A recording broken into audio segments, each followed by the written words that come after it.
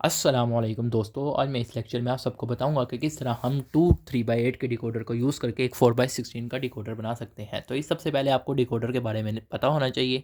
अगर आपको डिकोडर के बारे में नहीं पता तो डिस्क्रिप्शन में मैंने लिंक रखा है, वहाँ से जाके देख सकते हैं। तो मैंने सारा तफसील से आपको समझाया हुआ है कि ये चीज़ें कैसे लिखनी है, ये कैसे लिखना है, किस तरह डिकोडर बनाते हैं। तो यहाँ पे देखें तो उसने जैसा कि कहा है कि 2 3/8 के डिकोडर बनेंगे, यानी 2 3/8 के डिकोडर बनेंगे। तो सबसे पहले एक 3/8 का डिकोडर ये बना लिया और दूसरा ये बना लिया। लेकिन हमें असल में चाहिए 4/16 का डिकोडर।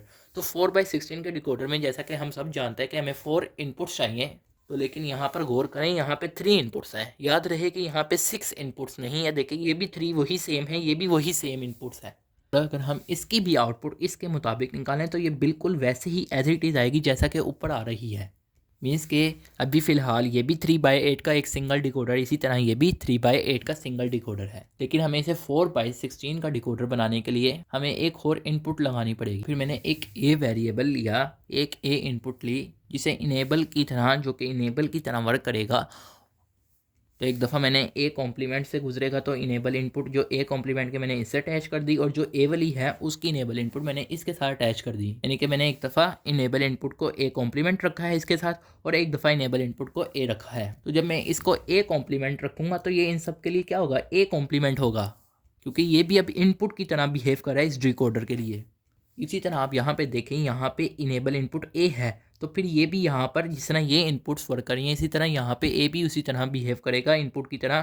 तो यहाँ पे फिर यहाँ पे ए आ जाएगा, तो इस तरह ए लिख दिया। अब ये देखें, ये जो चीज़ है, अब ये आप गौर करें तो ये D8 बनता है। इसी तरह ये देखें, ये D9, ये D10, इसी तरह एंड सो ऑन D15 जो है वो ये बनता है, अगर आप इसे 4 बिट वेरिएबल में कन्वर्ट करें। अब याद रहे कि ए की वैल्यू या 0 होगी या 1 होगी। तो अगर इन केस ए की वैल्यू जो है वो 1 होती है तो मीन्स के अगर ये कॉम्प्लीमेंट से गुजरेगी तो ए कॉम्प्लीमेंट क्या होगा, 0 होगा, क्योंकि 1 का अपोजिट 0 होता है। तो ई जो होगी यानी इनेबल इनपुट हमारी 0 होगी। मीन्स के फिर हमारा ये वाला डिकोडर जो है ये वर्क नहीं करेगा। तो फिर हमारा जो वर्क करेगा, फिर ये ई जो है ये यहाँ पे ये 1 होगा, तो फिर हमारा ये वाला डिकोडर जो है ये वर्क करेगा। तो इसी तरह अगर मैं ऑपोजिट कर दूँ, ए को मैं 1 ना रखूँ, ए को 0 रख लूँ, तो फिर ये क्या होगा, ए कॉम्प्लीमेंट का जगह 1 हो जाएगा, मीन्स के ई 1 होगा, फिर हमारा ये वाला डिकोडर इनेबल हो जाएगा, यानी ये वर्क करेगा।